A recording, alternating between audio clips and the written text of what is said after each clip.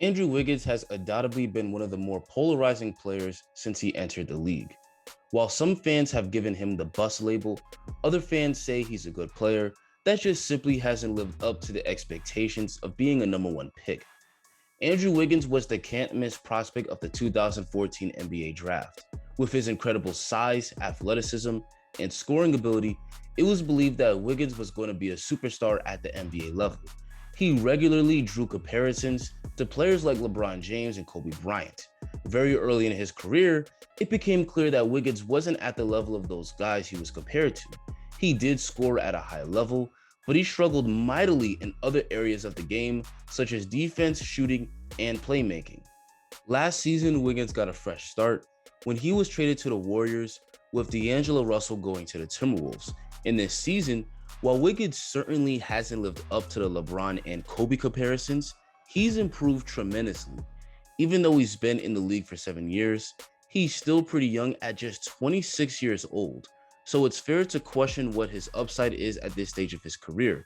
So in this video, we'll break down Wiggins' strengths and weaknesses and try to determine if Wiggins can still become an all-star. But before we continue, please like the video and subscribe and hit that notification bell so you get notified every time I upload a banger. Now let's get started. The first strength of Andrew Wiggins we're going to talk about is his outside shooting. This has been a weakness in his game for the entirety of his career, but this season he's gotten a lot better. For his career, Wiggins is a below average three-point shooter, but this season, Wiggins shot 38% from three on 5 attempts a game. He's become a knockdown shooter off the catch, and his ability to now space the floor gives his superstar teammate Steph Curry way more room to operate. He's also become more efficient from all over the floor. His 48% field goal percentage is a career high, and he also shoots a decent percentage from mid-range, shooting it at 40% within 10 to 14 feet from the basket. The next strength of Wiggins' game that we're going to talk about is his scoring ability. Throughout his career, Wiggins has always been a good scorer, as he's averaging just under 20 points per game throughout his 7 years in the league. The main attribute of his game that makes him a good scorer is his slashing. Thanks to his quick first step and solid handle, he's able to regularly beat defenders off the dribble, and he's a strong finisher once he gets to the rim. On the season, he shot 66% within 5 feet of the basket, which is extremely good.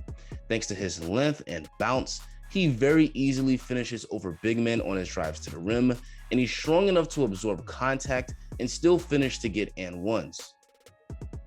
Wiggins is also a good scorer out of the mid-range.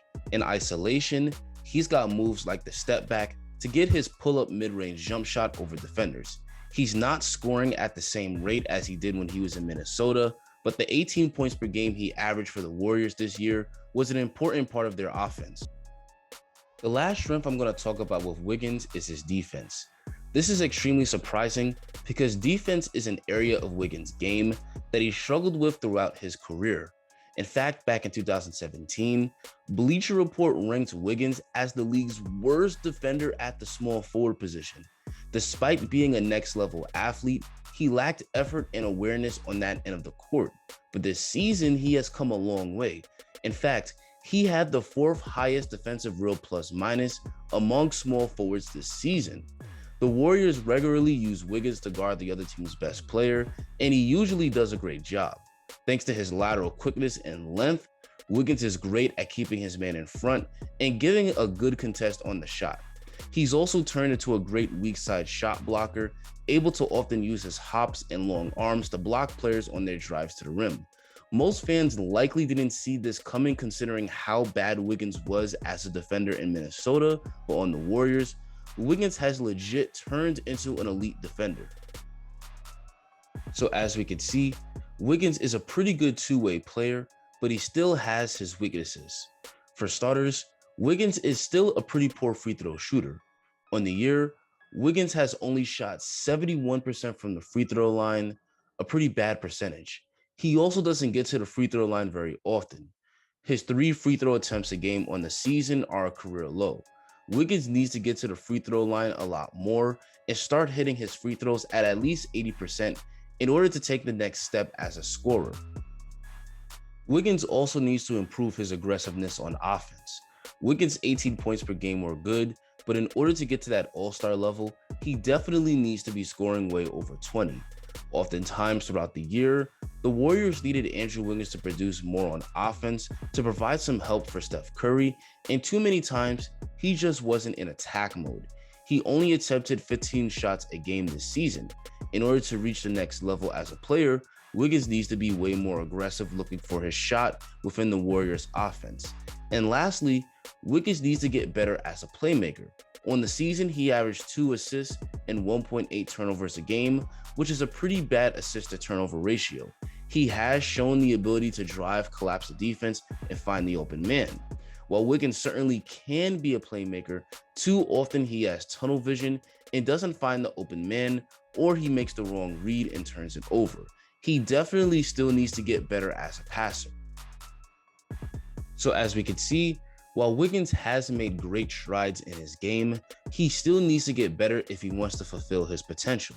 He's an above average starter, but he isn't quite an all-star caliber player. As of right now, I think Wiggins is an excellent third option on a contending team, but he certainly isn't a second option. Could Wiggins get to an all-star level? It's certainly possible, but Wiggins has to want it. It's great that he's developed a good all-around game, but he needs to be more of a volume scorer in order to really make that all-star leap. If Wiggins gets more aggressive on offense and improves as a free throw shooter and playmaker, he certainly could be an all-star candidate in the West. And while 26 is usually late for players to make all-star leaps, it definitely isn't too late. Some players are just late bloomers. Julius Randle made his first all-star team this season at the age of 26, and Kyle Lowry made his first all-star team at the age of 28. So Wiggins certainly has the talent to get to that level, but he has to want it and work for it. But anyway, guys, that's going to be it from me. Do you think Wiggins will eventually get to that all-star level? Tell me in the comments. Make sure to like the video and subscribe if you enjoyed the video, and have a great rest of your day.